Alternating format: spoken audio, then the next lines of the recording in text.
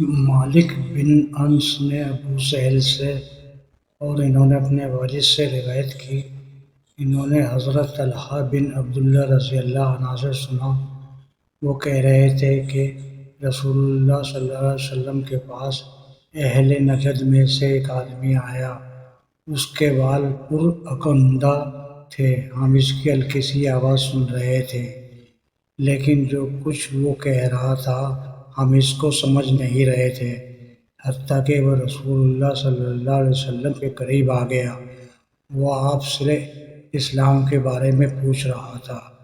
رسول اللہ صلی اللہ علیہ وسلم نے فرمایا، دن اور رات میں 5 نمازیں فرض ہیں۔ اس نے پوچھا، کیا ان کے علاوہ اور نمازیں بھی میرے ذمہ ہیں؟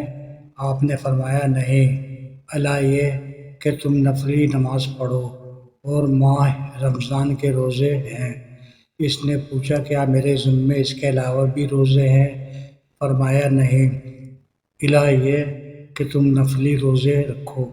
پھر رسول اللہ صلی اللہ علیہ وسلم نے اسے زکوٰۃ کے بارے میں بتایا تو اس نے سوال کیا، کیا میرے ذمہ اس کے سوا بھی کچھ ہے؟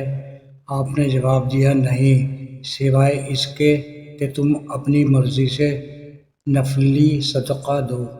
حضرت طلحہ نے کہا، پھر وہ آدمی واپس ہوا تو کہہ رہا تھا، اللہ کی قسم، میں نہ اس پر کوئی اضافہ کروں گا اور نہ اس میں کوئی کمی کروں گا۔